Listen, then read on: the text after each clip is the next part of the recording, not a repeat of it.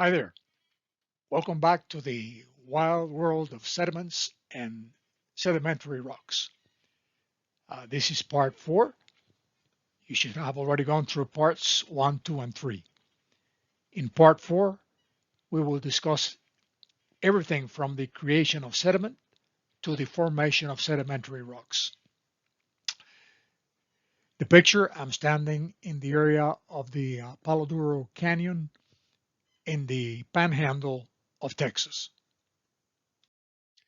In terms of the rock cycle, we're going to concentrate on the area that is highlighted, from sediment creation to the erosion transportation of the sediment to the deposition of the sediment and the process of lithification, which is the transformation from sediments to sedimentary rocks. The picture is an interbedded limestone with marl. Marl is a clay that is rich in calcium carbonate. Here you see some examples of sedimentary rocks. The picture on the left, you can see limestone, shale, and some bentonite beds. The top portion of the bluff is composed mainly of limestone with some interbedded thin marl layers. The receding portion of the bluff is made up of shale, which is softer, so it erodes faster. And the white layers that you see within the shale are layers of bentonite. Bentonite is a clay that is derived from the alteration of volcanic ash. Next to that, you see some of the red beds that you find in the Palo Duro Canyon of Texas, and the white streaks that you see within the red beds are layers of gypsum. Next to that, you see some of the sediments that you see in the area of the Grand Canyon in Arizona. And last but not least, you can see a fossiliferous limestone that is pervaded by fossil gastropods. So what exactly is sediment? Well, sediment is unconsolidated solid particles that result from the physical and or chemical weathering of pre-existing rock, or solid particles that precipitate from chemical solution by either inorganic processes or organic secretions. Picture is a view from the south rim of the Grand Canyon in Arizona.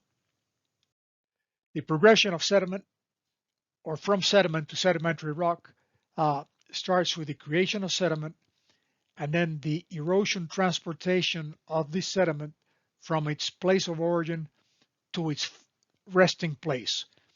At some point, the erosional agent is going to lose energy and is going to drop that load of sediments. That's what we call deposition. And lithification is a fancy term that we use to describe the transformation from sediment into sedimentary rock. The picture you see there, I'm standing on glacial sediment in Norway. So to stress the point, sediment is the result of the physical and or chemical weathering of earth materials that are exposed at the surface, acted upon by the weathering agents such as running water, groundwater, ice, wind, and biological activity. On this picture, you can see river sediment that you find in the Texas Hill Country. One process that takes place during the erosion transportation is what we call sorting. After the physical breakdown, particles undergo what we call sorting, or the segregation of these particles according to their size and weight. For example, large particles will be dropped first during deposition when the erosional agent loses energy. So if you have, for example, a river that enters a lake, and that river carries gravel, sand, silt, and clay, the gravel, being larger and heavier, will drop first, followed by the sand, followed by the silt, finally the clay. Another process that takes place during transport is what we call rounding. Freshly broken sediment particles tend to exhibit angular edges. During the transport, these angular edges will begin to break off and the particles become smoother and more rounded. Rounding is a function of the transport distance from the origin to the place of deposition, but also it is a function of the composition of the particle itself. If you found rounded particles, that tells you that those particles have moved a fairly long distance from the place of origin. But it also depends on the chemistry of those particles. For example, cobbles and pebbles of limestone will round faster than cobbles or pebbles of quartzite. Deposition takes place when the transporting agent loses energy and drops its load. Deposition satisfies the principles of initial horizontality, superposition, and lateral continuity. The principles of initial horizontality, superposition, and lateral continuity were introduced a long time ago in the 1600s by the Danish scientist Nicholas Steno. Initial horizontality. When deposited, sediments and sedimentary rocks are laid down in a close to horizontal position. Why? Under the action of gravity. So if you find tilted sedimentary layers, that must be the result of subsequent structural deformation. As far as superposition, in an undeformed stratigraphic sequence of horizontal layers, the oldest layer is on the bottom and the youngest layer is on top. And then the one in the middle will be relatively younger than the one on the bottom and relatively older than the one on top.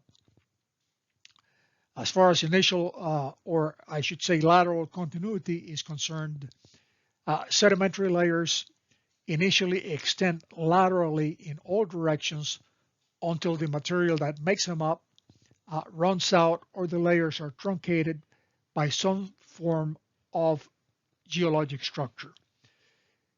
In the diagram, you can see three layers. On the left side, these layers are truncated by an igneous intrusion, and on the right, the layer in the middle goes or undergoes what we call a facies change. It changes from a shale into a limestone. Sediment can be classified as either clastic or non-clastic. Clastic sediment is composed of individual particles or clasts. Non-clastic sediment forms from the chemical precipitation from solution of mineral matter, either through inorganic processes or from some sort of biological activity. Pictures that you see, the one on top, I'm standing by clastic sediment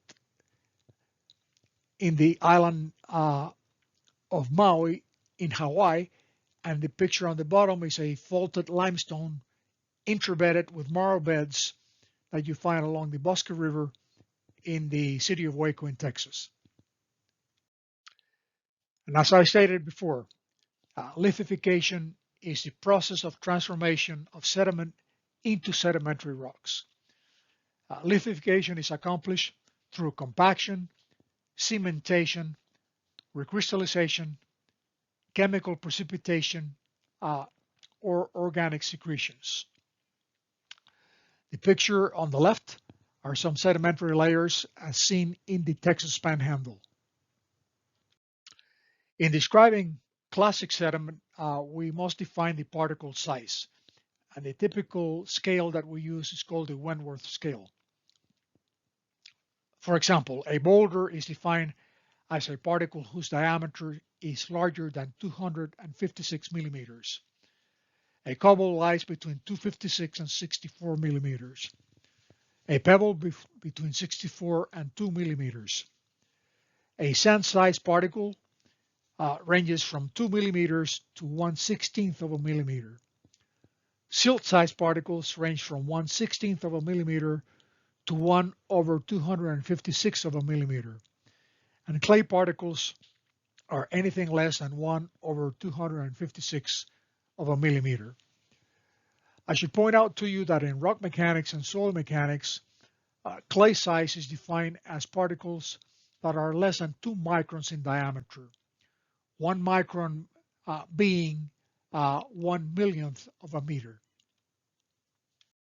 Here you can see some pretty well-rounded cobbles found in Texas. These cobbles range in diameter from anywhere between 256 and 64 millimeters. Here you see an example of sand size and pebble size particles. Remember, pebbles range in diameter between 64 and 2 millimeters, sand between 2 millimeters and 1/16 of a millimeter. The example here is from the Garden of the Gods in Colorado. Here's an example of siltstone beds as seen in north central Texas. Silt-sized particles range from 1/16 of a millimeter to 1/256 of a millimeter. Finally, we have clay-sized particles, particles that are typically less than 2 microns in diameter. The example that you see here is an infamous clay, the one that we call pepper shale in the city of Waco in Texas. This particular formation gives rise to all sorts of engineering problems, and it resulted in the failure of the Waco Dam back in 1961. Okay, we have finished part 4, so see you next in part 5.